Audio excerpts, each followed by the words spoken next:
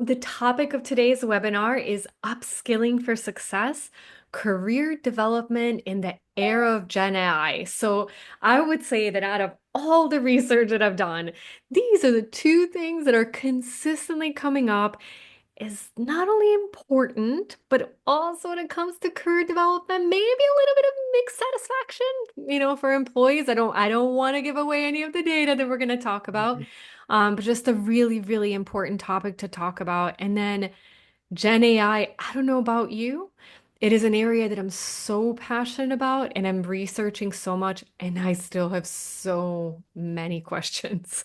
I feel like it's one of those things that's just evolving every day. We're finding new use cases, we're finding new tools, we're finding new cautions. So, as a way to move ahead, we thought this is just such a critical topic to talk about. So, as far as my esteemed friends and guests, I'll first introduce myself and then I'll turn it over to them. So, for those of you who don't know me, my name is Sonia Lucina. I am the president of the Employee Experience Division at QuestionPro. I'm an organizational psychologist. I'm a forever student. I'm incredibly passionate about people analytics. I currently reside in Buenos Aires, Argentina. I'm a bit of a global citizen and really my passion, my life calling is to find way for people to be happier in their work, more fulfilled, just to really love what they do. Because not only do I think that that's gonna positively impact them, it'll positively impact organizations that they work for and the rest of their lives because we don't compartmentalize our work life and our personal life. Everything is so incredibly intertwined. And so in Question Pro, what I focus on is really helping organizations connect with their employees with empathy at scale, and understanding what's going on, what are the specific needs. And so again, such a timely conversation because there's still so much for us to learn when it comes to expectations of career development and what employees are looking for in their organizations. And then AI, it's wild how quickly it's turning. So again, I'm forever student, and because of that, I am so incredibly honored to welcome our friend Piyush Mathur, who I have had the pleasure of knowing for a few years now. And Piyush, every conversation that I leave with you, I'm so grateful for that time. You are so smart and you're so humble. And the way that you share knowledge is just really unique in how you connect with people. And so I wish I could clone you. I wish I could, bring you in front of everybody all the time. But until AI can figure out how to do that, it is just our incredible pleasure to have you here join us for the webinar and share what you're doing and your just unparalleled knowledge with our audience. So clearly, I could sing your praises for the full hour. I will pause that and hold it for later, but do you mind just taking a few minutes and telling our guests and our audience a little bit more about your background, what you're up to today, and just, your passions and what you do? Great. No, thank you, Sanya, for having me. And I don't know if anybody has said such beautiful words about me. So this might be a first, but I think you and I can form a mutual admiration society. Sanya, I feel the same way. There are so many great things about you that you have done and, being a top 20 influencer, but also just the human being you are. And I think that's going to be a good, important skill that we are going to talk about today. Just being human, right? So, quick Thank you. introduction. I've had a 30-year career, 20 years leading businesses. So, I was a business leader. I was a executive leader, part of the executive leadership team at Nielsen, and then moved to the dark side of HR. And a lot of people ask me, like, what's wrong with this guy? Why would you do that from business to HR? But for me, Sanya, it was always unlocking the power of people.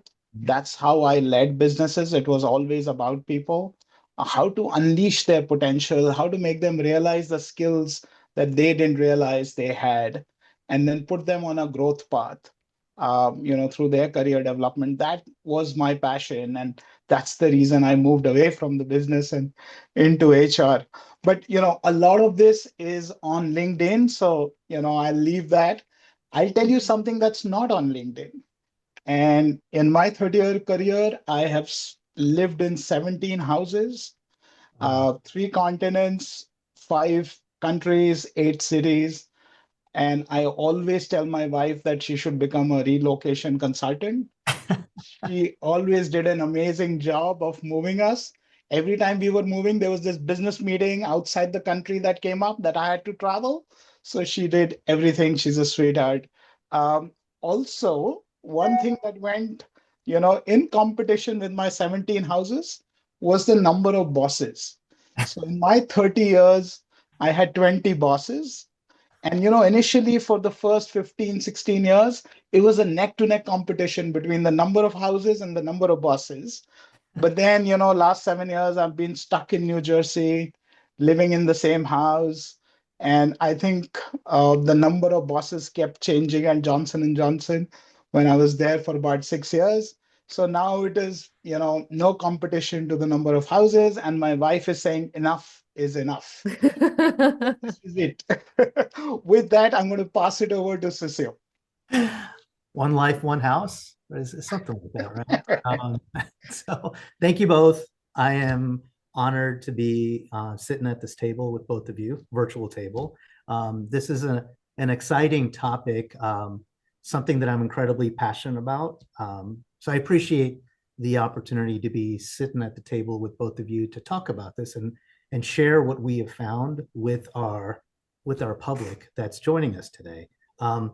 I've been a practitioner of building teams, leading people for 30 years as well. I've led engineers, salespeople, clinicians, customer success people, and the commonality that I found in all of those relationships the past 30 years across several different technology companies is this idea of unlocking people's potential. And that's huge. You could have big data, you can have Gen AI, all of these things as sort of in the background that's very high level. And I think part of what we're trying to do here is bring it down to the human level, the interaction between two people, the employee and their boss, the employee and the employer. And there's an unspoken agreement between the two entities that, as an employee in an organization, I promise you that I will do my job, do my best to drive the function of whatever it was that I was hired to do.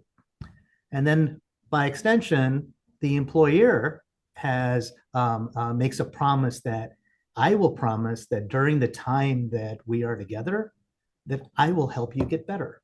And so by the time we are done working with each other, that you will be your professional skill set, and I dare say even your personal, your ability to show up in your personal life, let alone your professional life, is just better. And so because I have been at the grassroots leading teams from the ground up, the ability to take big ideas and apply it down to the human level, the team level, and how it affects the entire organization, let alone the customers that we work with, I'm incredibly passionate about. You two are a lot smarter than I am, and which is why most of this discussion is going to be centered around the things that both of you know and the value that you bring. I'm here to support both of you and say on a human level, and in doing this day to day, why it's so important. So, I thought it would be very important for us to talk about why the two companies that we represent are so passionate about this space and what it is that each of us do and how we show up for not only the people that are working and our customers, but like the workforce in general, right? So QuestionPro, I've been obsessed with QuestionPro for years. In fact, Sonia, I don't know if you remember, but a few years ago, you had me on a podcast when I was working for another company, right? And Sonia and I have been friends for over a decade. And so when I met our CEO, let alone Sonia, and then the other leaders in the organization, I realized how passionate we are to help others. We are employee owned and founder led. And what that means for our customers is that we're obsessed with helping you. And by extension, we're obsessed with helping our customers help their employees. We have several different groups that I'm responsible for, but the one that's most germane to our conversation is employee experience. I've been in the people space, like I mentioned, for 30 years. QuestionPro, the heart of QuestionPro is employee experience and how we help other organizations. We're a worldwide global organization. We're across 12 different countries, and each one of those are very passionate about what we're talking about today. Piyush, I'm gonna hand it over to you because your organization, SkillsBridge AI, does a lot of incredible things also. Yeah, thanks, Cecil. Yeah, I mean it's a recent startup. We started last year with two co-founders, Kaushik and Rakesh. One is our chief marketing guru. He's been with GlaxoSmithKline in multiple roles around the world. And Rakesh is our chief technologist in residence. He's a Gen AI expert, and spent many years with multiple companies like JP Morgan and Wall Street Journal. Um, I'm the one who's trying to bring the HR domain knowledge and really my passion about unlocking the power of people. So at SkillsBridge, we are trying to address one of the big paradoxes of our times, which is that enterprise can't find the skills they need and people can't find the jobs they want. And in not just our professional lives, but in our personal lives, we tend to see a lot of that where a lot of people that we know are looking for jobs that they will thrive in, but they can't find them. Right. And on the other side, we hear with corporate CEOs and CHROs that they're not able to find the talent fast enough. So that's what SkillsBridge is addressing, trying to move the needle by unlocking HR superpowers and really helping them understand what employees have in terms of their skills and what their companies and businesses need for them to progress. And try to build a bridge between those two ends. So on one side, there are employees that have these skills. On the other side, the companies that require a lot of new skills. And by the way, this bridge is dynamic because both ends of the bridge will continuously evolve. So there has to be a continuous connection in terms of upskilling and figuring out the skills that they'll need to keep developing. And this is done through our enterprise SaaS platform, much more easily and simply delivered to not just large companies, but also all the SMEs. And we'll talk about that. That's awesome. That delta you speak of is incredibly it's apparent in business today, and that bridge that you're building between the two sides is very important to address. And as you know, QuestionPro, we're very happy and fortunate that we're partnering with each other. I'm excited for all the stuff that we're doing. And so let's say on to, so we have a lot of data to present, and which is what a large portion of the conversation is going to be about. But in a lot of this data was eye-opening. And so we will share that. But before that, we have a live poll. And we thought what would be very interesting is before we share the data, what does everyone in our audience think that the data is going to show? And so the questions are, what percentage of workers do you believe can advance their career at their current company? Number two, how many workers say they had the opportunity to learn and develop new skills at their employer? And number three, how many employees believe that AI skills are important for their career growth? And while all of you kind of noodle on the questions and put in your answers, hopefully for any of you, because I know a few of our clients are on, you might recognize questions 1 and 2 from our framework. So you might be channeling your organization. We actually just ran a market research study and got answers from 5,000 employees specifically in the US, all employed full time across different industries. So you can maybe see how you compare with the newest data. And then the AI skills is actually something new. And the next few weeks, we're going to be launching that survey as well. It's not a part of our existing employee experience framework, but we are going to share the data that we found specifically on AI and the questions you can ask your employees. Because as we were saying at the beginning, it's something that's moving at a fascinating speed, and it's really I won't even get like in the differences in managers, individual contributors, men and women. You might have seen some other research around it, but I think to me, again, as much as I do research, I keep being surprised. So I think maybe in some ways you will too, but just so you know that that will be coming up, that specific survey template. So we'll make sure that for all of you who attended this webinar, we send it to your inbox so you don't have to search online for it, but it's just an addendum that we saw that especially for organizations as they're thinking about how to prepare their workforce, how to communicate, what are people excited about, where did they see value. It's even an interesting pulse survey that you can run to see the sentiment of your employees. So I think with that, are we ready to see some of the answers? I know Yes. we have a lot to talk about, so I want to be conscious of time. Should we share the answers or the what the live poll says? I think we can check some of the live poll. Let's Yeah. see. All right. So click. All right, share Oh, results. there we Let's go. see. So let's see what the first one is. I can't see it. So we might stay in suspense for that one. All right. So we'll give you the answers from our market research study, and you can see how they compare to what you expected. So for career advancement, and we'll jump right after we share all the results, we'll jump in with Piyush into this question first. So this is something that has continually surprised me in both our market research, sometimes our own QuestionPro employee survey results, as well as our client results, is that people generally don't tend to be very satisfied with how they can advance their career in their current company. And there are a lot of different factors, differences between industries, but fewer than a third say, yes, like I actually believe I can advance my career here.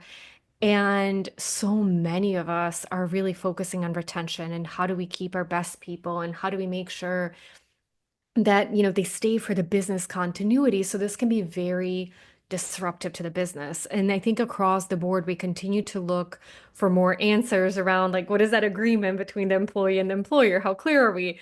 Where should employees be proactive? Where does an employer, in some ways, need to deliver some paths or learnings to their employees? So that continues to be year over year a huge opportunity that we're seeing.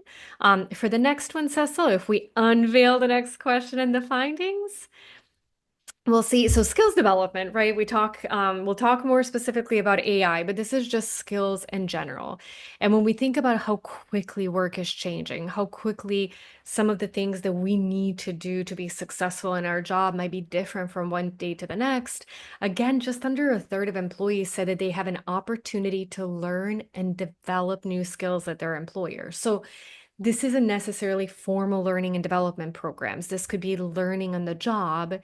But as we're all trying to run as fast as we can to keep up with the changes, what this data tells me is that both individuals and organizations have this tremendous opportunity to find ways to do it more effectively, to upskill their workforce, whether it's hard skills or one term that I'm loving more and more, power skills instead of soft skills.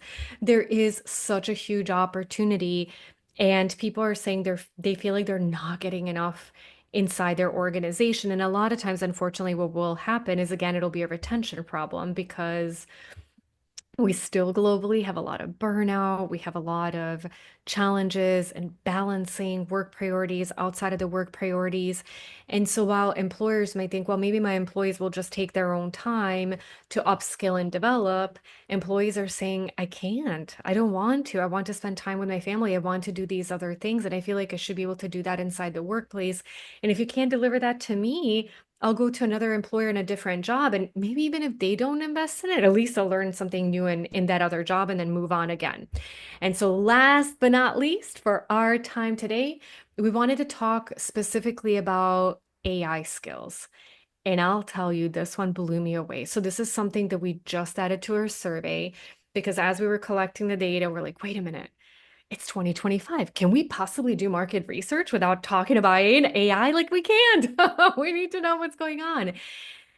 Whew. Fewer than a quarter of employees surveyed across different industries believe that AI skills are important in their career growth. Take Wow. a moment and let that sink in. There is as much as some of us, and probably all of you that are also on this webinar, like are aware about it, are trying to consume as much as possible. There is a huge percentage, probably of each one of your workforces, that is not aware of this yet, that is maybe not bought in or doesn't really realize the impact that it's going to have on them. And I do personally believe that we've got, as the group on this call, as a group in our joint community, we have a responsibility to educate those inside our organizations because I don't even think any of us realize how quickly things are going to be moving ahead and people are going to be left behind. And so what could happen to you is that you could even have some of your top performers that could fall into this area and they're going to get left behind because the ship is going and we didn't grab them with us. And so that's why it's an area that we're going to continue to dig in more. And again, as I mentioned, one of the reasons why we were just felt this huge burning need to talk to Piyush right now is because there is still so much education to happen across the board and there's still so many ways for all of us to learn from each other around what do we need to focus on, what do we need to know, and how do we stay on top of being educated to move ahead as quickly as possible to continue to get the most out of these advancements and not pay the price if we're not keeping up. So with that, we can jump out of our data. Again, more to come. If you're interested, we will send you the survey template and the findings. Feel free to reach out. But now would love to jump into our discussion. Piyush, I know you have a lot of experience behind this. I'm curious, what are the things that you're seeing on your end that speak to this data? What surprised you? What didn't? Yeah, I mean, Cecil, I not really surprised. Um, I can tell you as an employee, as a HR leader, and as a former business executive, this doesn't surprise me. It's unfortunate, but it doesn't surprise me. We've seen year after year, and I'm sure QuestionPro has seen it as well, employee surveys where career development, talent management always had some of the lowest scores in Yeah. the surveys. I've seen it for many years in my career. And this is what we're seeing that there are pain points from the employee side, but there are also pain points from the organization's point of view. So let's dig in and see, some of the learnings that we've had. How have we tried to address is another topic, but let's think about what are those pain points. Yeah. So from an employee perspective, there are two things that we have found. One is I don't have a clear career path in the company. Yeah. I don't know how many times I've heard that. Uh, and then we used to say, but you have a career conversation with your manager. But then they turn around and tell you, you know, that conversation is just a conversation. And that is I think it says a lot because every company encourages the managers to have these conversations, but many times the employee feels that it's gone nowhere. So I think there is that part that really needs to be addressed.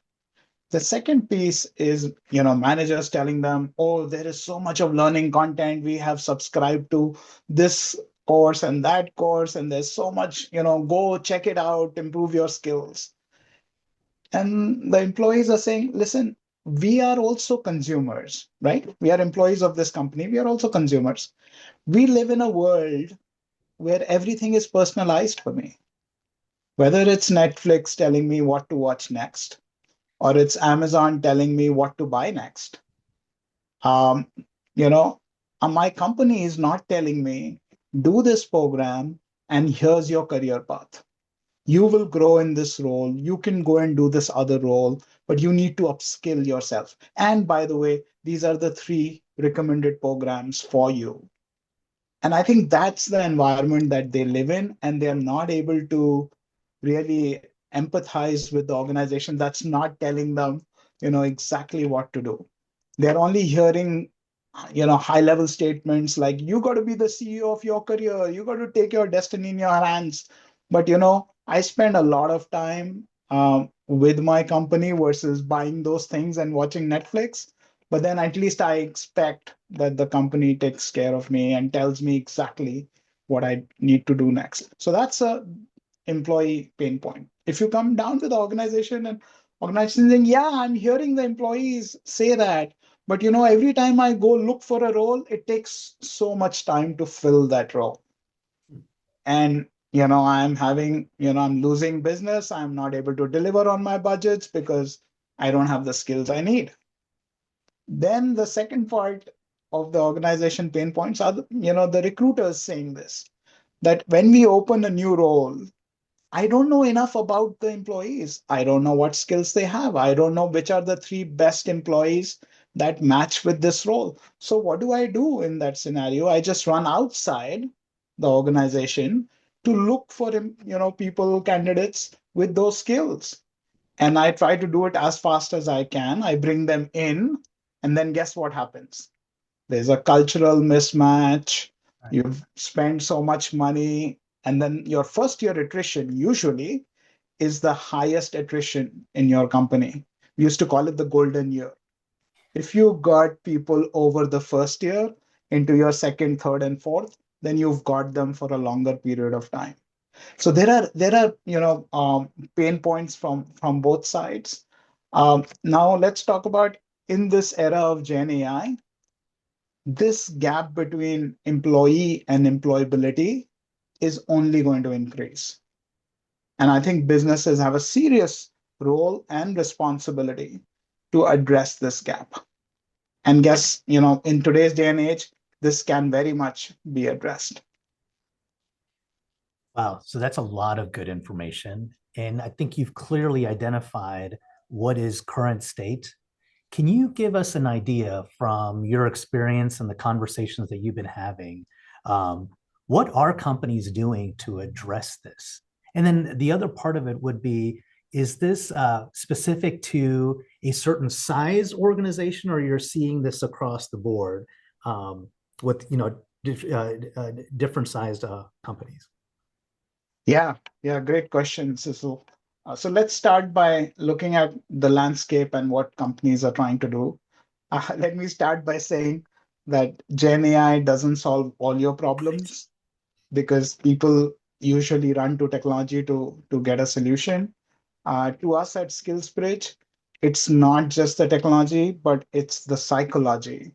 Mm. When combined with technology, makes a difference.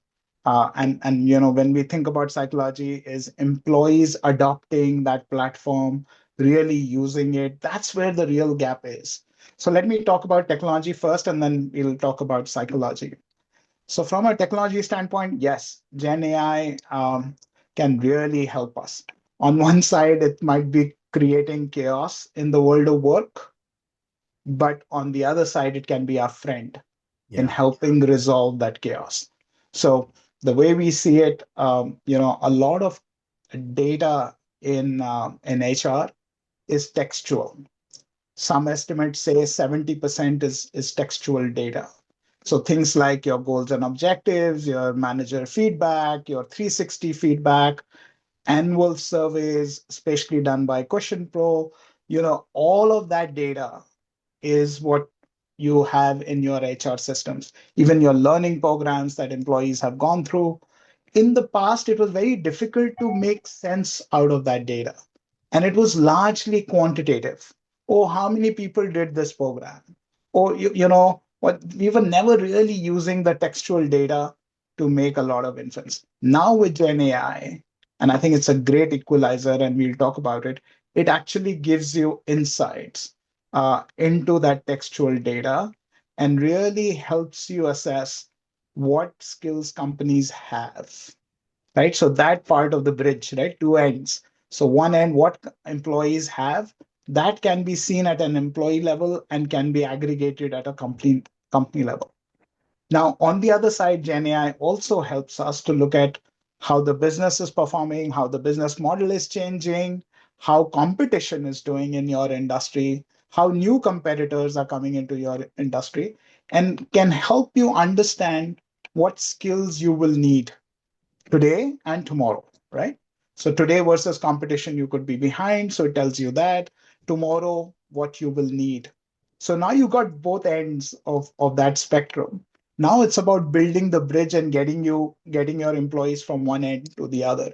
And that's where employee psychology comes into play. So what is in the same thing that we were saying earlier, pain points.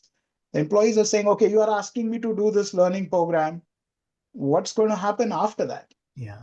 Like, and addressing that psychology is key. So if I did this program, I will get associated with this project to really use my skills hands on. And if I did that project successfully, here's another good role, higher level, lateral, whatever it is, that will come to me rather than me looking for the role, so that my skills will be utilized and I'll grow within the company. So understanding that psychology and making sure that employees see what's in it for them will actually help them grow in their career. Now, I think the other question you asked was about how are big companies doing and how are SMEs doing. A lot of large companies have a lot of resources. I worked for two of them, right? We could, go and assess this, and we had time on our side, and we did it over 2, 3 years. Many times the employee adoption was not great, and I think it's still a pain point for those large companies, but they had the resources to do it. The small and medium enterprises felt the need, many of them, but didn't have the resources to go after it. And that's where Gen AI is now really helping companies to build products like SkillsBridge to address that need. It is much more faster to implement. I did this in my previous employers. It took years to deploy. Now we are talking in a matter of months that it'll be up and running, showing you the two ends, and then building the bridge. Um, like I said, it was also about insights, right? So you get the insights of where you are versus where you go, but really building that bridge. These platforms now actually articulate at an individual employee level what skills they need to build. And it's in the direction that the companies want them to build. So it's a lot of actions coming out of these insights that you can now actually implement it through the platform, get them to upskill, and then they go in that direction. I'm sure you might have heard this before. I always say insight without outcome is overhead. And if you don't build that bridge, Yeah. then insights are good to be kept in a library rather than being taken action and really driving your business forward. So I love that. I love that we're going from theory and what the data is saying to something that's action led and outcome based. And clearly, I believe what I'm hearing you say is a lot of this should be either led by HR or they should have a very strong seat at the table. Can you share how HR can develop strategies and relationships from within the organization to get something like this off the ground? Yeah, I mean, see, HR is really connected with their whole employee base, Yeah. right? They should be knowing exactly where their employees are in terms of their skills. Many times, if you have 5,000 employees, you have very few HR people, it's not easy for them to know each person on a one-on-one basis. But now you can actually get a pretty good understanding just by the data that's residing within their functions. Now, if you are powered by that insight and about your own employees, you can add so much value to the business, and like you were saying, building those business relationships, really working and understanding what the business priorities are, and then seeing on the other side what we have as employee skills, and to be able to make the connection. One story I can tell you, which is in public space, which has done a really good job, I was going to Cecile ask and you for Sanya. some real examples. Yeah, Yeah, it's always that's good great. to talk about examples, right? Yeah. Like it makes it come alive. Otherwise, it seems like all theory. But here's a story from Walmart. Uh, so just before the pandemic and during the pandemic, uh, their business was growing, but one of the things that they were lacking were truck drivers. They didn't have enough truck drivers because a lot of products were being shipped directly to their consumers' house rather than consumers coming into the Sure. brick and mortar stores. So um, on one side they had a lack of truck drivers, and on the other side they had fewer customers coming to their stores, which meant you didn't need as many cashiers. Mhm. So now just look at that. The skills you need are truck drivers. The skills you have are cashiers. Right. And truck drivers require truck driving skills. And by the way, cashiers, most of them had car driving skills. Right. So this is what HR recognized between a business need and what employees had. And they started to say, okay, is there a way to upskill these cashiers slash car drivers to become truck drivers? And they said, yes, we can. And they started this program called Associate to Driver program. So it actually pays and prepares you for a cash counter operator to become a truck driver. It was a 9-month program. They went through that. It took 9 months, and they were able to develop 14,000 Oh, uh, truck drivers that were then deployed for the Walmart fleet. And they have their own private fleet. With that, now let's zoom out and see what impact it made. So, to Walmart, clearly this was a business need. Their business would have suffered. They were now able to deliver those products faster to their customers, which then meant that they stayed with Walmart and probably bought more with Walmart. On the other side, let's look at an employee perspective.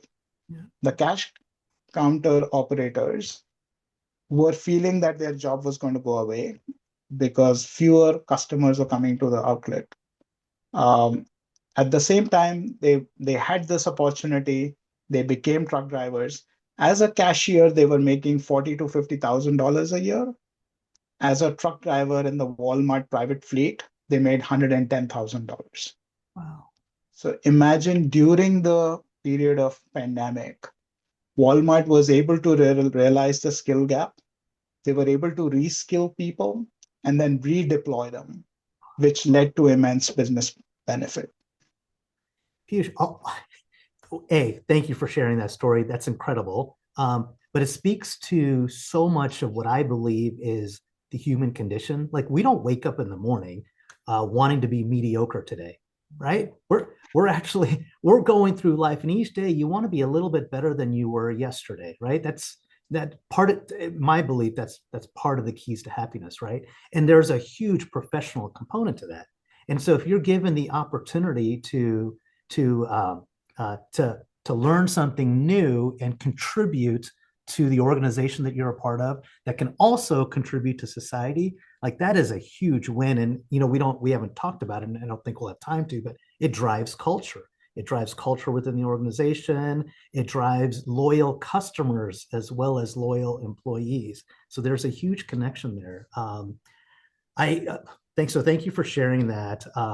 I'm curious, anything else that you want to add to that? Because I also want to be cognizant of time. We have Q&A that's built into this, and I've not been monitoring the chat channel. Sanjay, I believe you have though. But Piyush, anything that you wanted to add before we go into Q&A? We can do the Q&A. I think we should also talk about, I guess a lot of folks on the call are from HR. We should talk about how the skills are evolving within the HR space.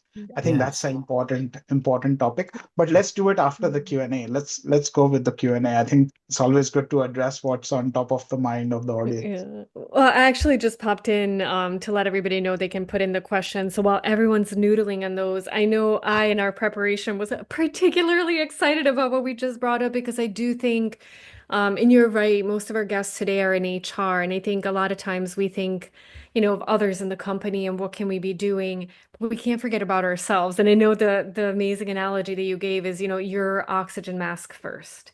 And so I thought for everybody that's taking the time to join us live, taking the time to listen to this after, it's a group of individuals who cares enough to find time to learn about this and their incredibly busy schedules because I don't know if I've talked to anyone in the past few years. It's like, I got time. Like things at work are slow.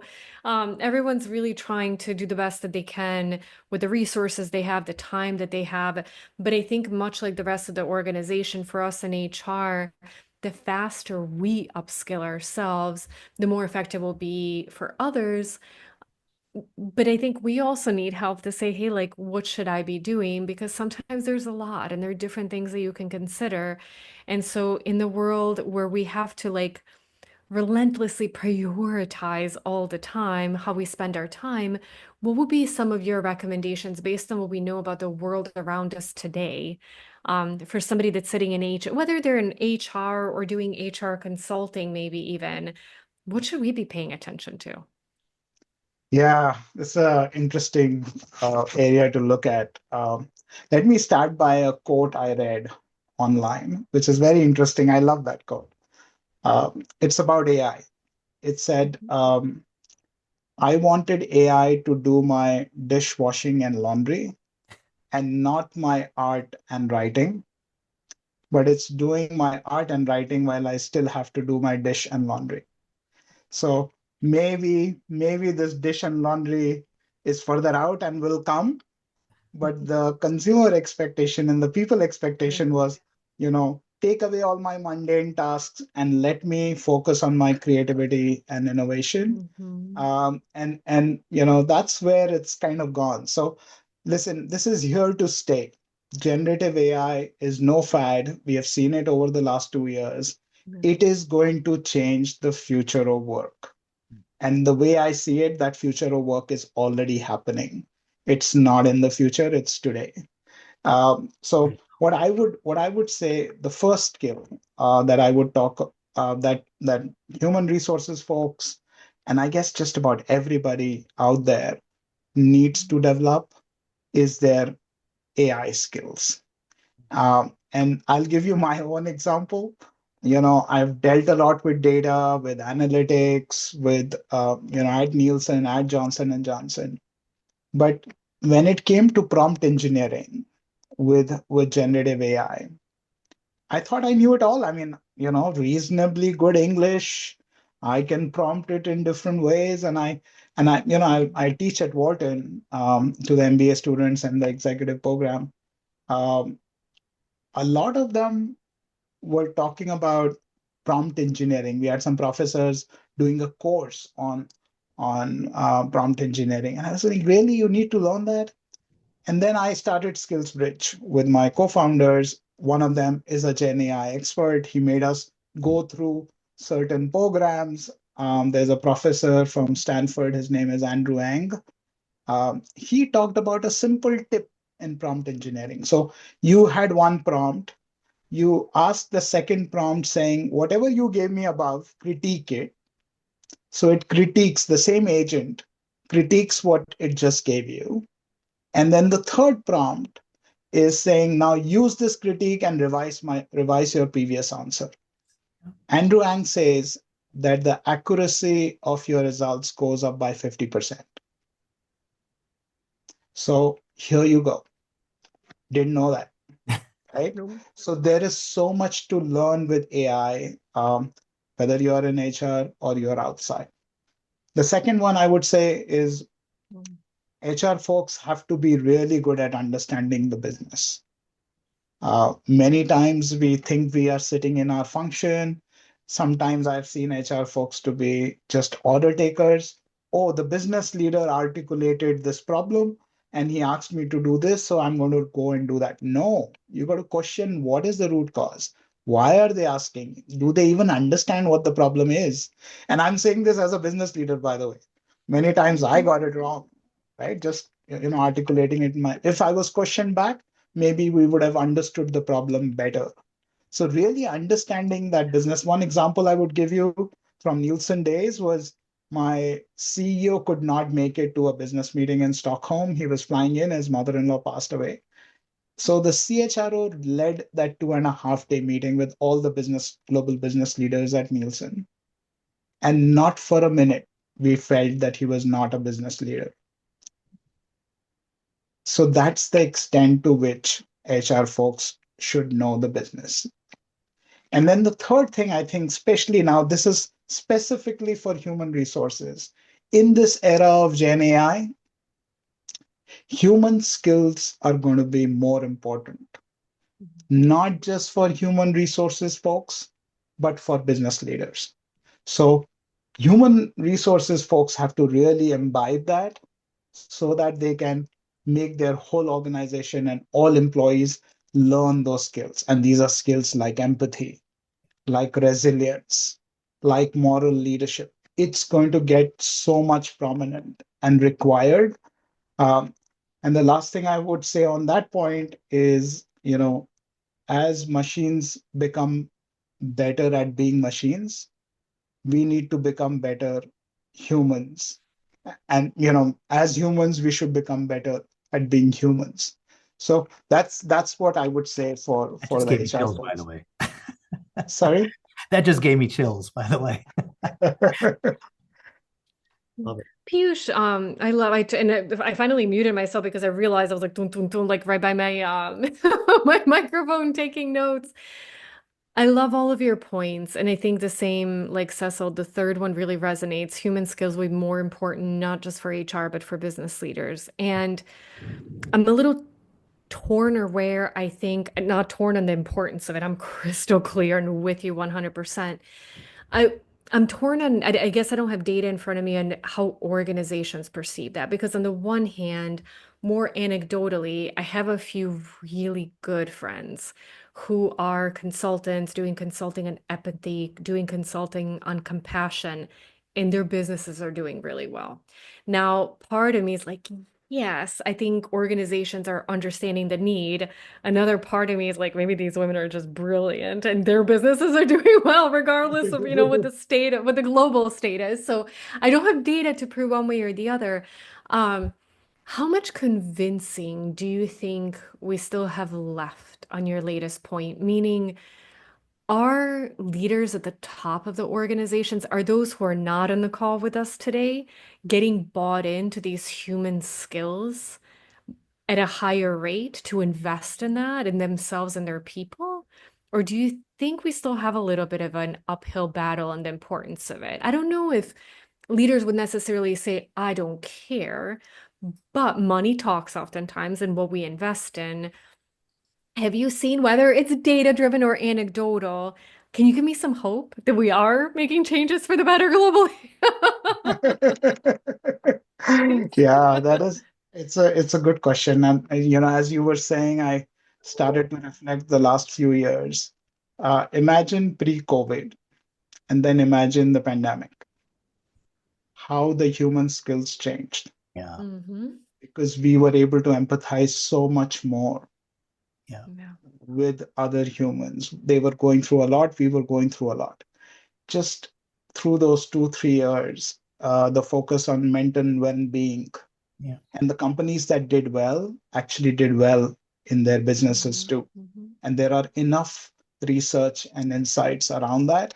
Um, I've done some analytics for my company at J&J, which kind of proved that yes, when you have these personality traits, when you actually help your employees from a mental, well-being, from their physical well-being, and when you do these initiatives, it actually gives you so much more returns. Um, mhm. I mean, one of the studies which we were able to quote publicly was every dollar we spent on that, we got $6 back. So, yes, it is a proven thing during the pandemic. Now, I think your question is post the pandemic. I think things have slipped to, it had gone to those levels where everybody was focused so much on empathy and just trying to relate with what people were going through in their company.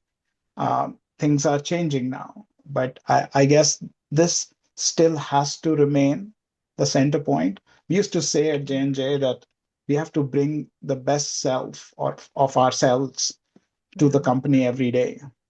And as HR folks, we have to make sure that all other employees bring their best selves. And to be Yeah. able to do that, you need to imbibe these traits in your values. And I would say also just look ahead. A lot of this work that we do today will be done by AI.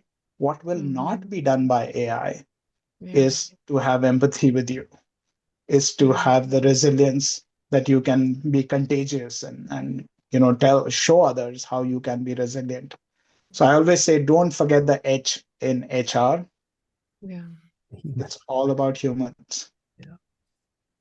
No, no, thank you for that. And I agree with everything you're saying. And to me, when the pandemic happened, I think it's interesting how much easier it is to be empathetic with somebody when you've gone through the same thing, and how difficult it is still for many people to put themselves in somebody else's shoes if they haven't gone through something.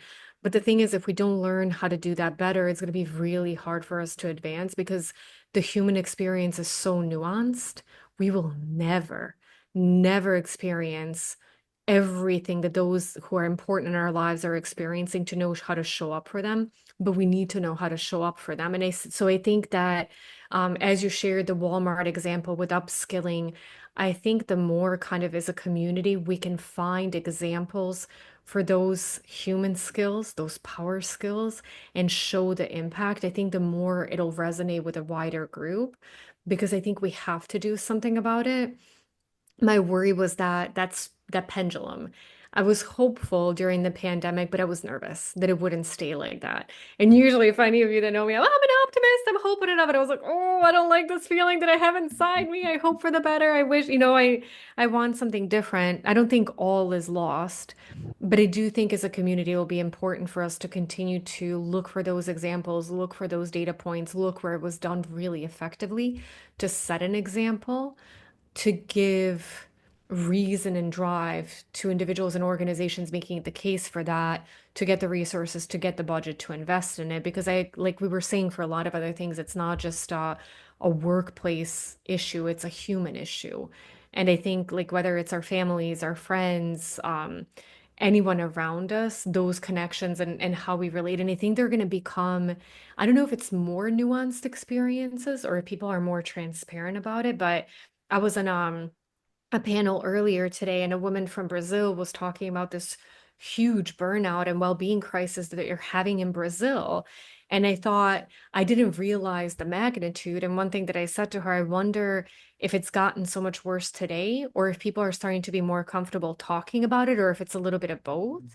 But I think that's definitely something that we'll need to figure out, especially again as some of these other things are getting automated, because yes, maybe there'll be some creative work done by machines and different ideas, but there's still going to be our heart and our soul that we want to put into things, and how we connect with people that I th I think there's still going to be nuances. I think people are still going to be able to tell, is this coming from very sophisticated Gen AI, or is it coming from a person and from really their deep experience? So anyways, an area I'm really passionate about. So thank you for sharing your opinions and your findings.